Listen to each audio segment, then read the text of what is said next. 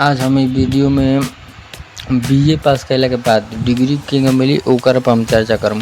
काहे कि बहुत लेखन के पता नहीं होगा। क्रोमो अपन खोलला के बाद क्रोमो खोल के सर्च बार में लिखे JNCU लिखला के बाद तार साइट आ जाई चंद्रशेखर जैसन ओकर यूनिवर्सिटी ओपन आ जाई। तार खुल जाई।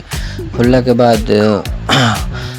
बाद देखा यहाँ तार हेल्पलाइन दिले बा, नंबर दिले बा, कौन बात हुई पूछ सकेला, अपन ईमेल भी कर सकेला। ईमेल कैला के बाद देखा जननायक चंद्रशेखर विश्वविद्यालय बलिया यूनिवर्सिटी के साइट है खुल जाई। एंगा ओपन होम पर आइला के बाद एंगा खोलला के बाद भाई देखा हम ए पर ही खातिर वीडियो बनाने बहुत लगेंगे। जैसे पता नहीं कि बीए के बाद अपने की डिग्री कब मिली, कैसे मिली डिग्री। भाई बीए कैला के बाद मैंने कि 6 महीना साल भर भी लग सकेला। एक खातिर यूनिवर्सिटी मतलब एगो ऑनलाइन जैसे उधू कर दिया कि अगर तार तत्काल कोनो काम बा तो तू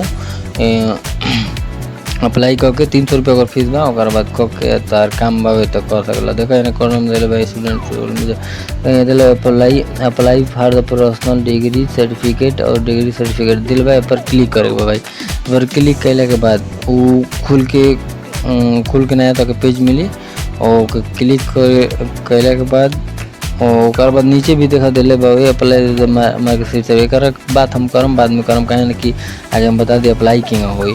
अप्लाई करे खातिर हमें के पर क्लिक करेगा तो एगो पेज खुल के आई।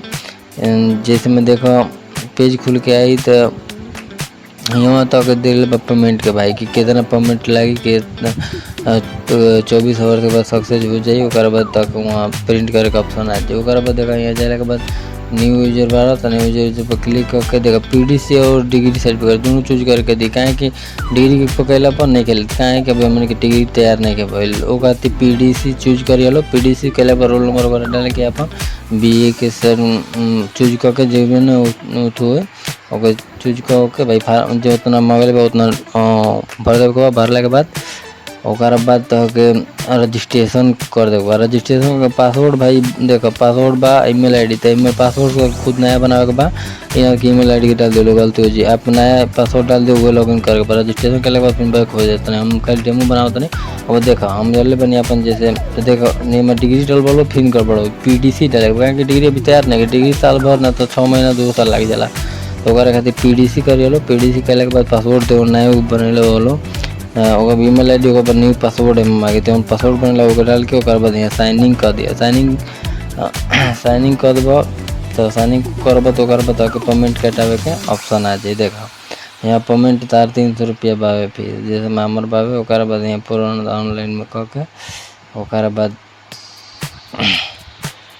ओकर बाद से तार भाई पेमेंट के पेज खुली। ओकर बाद पेमेंट विथ वाला के ओपन करवा लो तो देखा बहुत मैथड मिली तक पेमेंट करके UPI से हम करम और फोन पे वगैरह से आई पेमेंट कर दे रहा कारण बा। ऐसे तार डिग्री 24 घंटा के बाद मतलब कॉपी मिलेला ओकर और कहीं काम तार यूज करी हो लेकिन ओरिजिनल डिग्री भाई 2 साल भर 6 महीने के बाद मिली और फिर बैक हो जाता नहीं। अब हम ताके बताओ तो नहीं क्या ही उनके अप्लाई फॉर प्रोफेशनल डिग्री हो गई ठीक।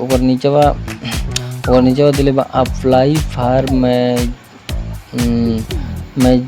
मेजरेशन सर्टिफिकेट नीचे दिल बा देखा अप्लाई मेजरेशन सर्टिफिकेट एक क्लिक करिए लो।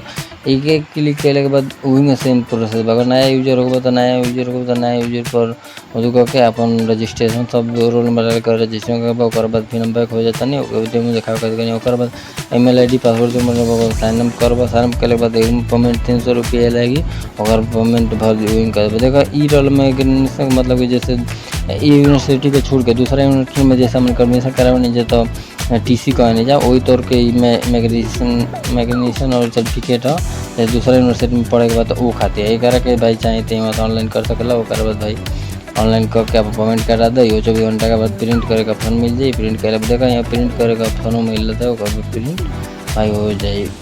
और ऊपर दिले प्रिंट पर्सनल और मैग्नीशियन सर्टिफिकेट वहाँ से अपन भाई डाउनलोड कर ली कोनो काम हुई लाइन नंबर पर भाई। ये वीडियो अगर अच्छा लगे तो सब्सक्राइब करो शेयर करो भाई।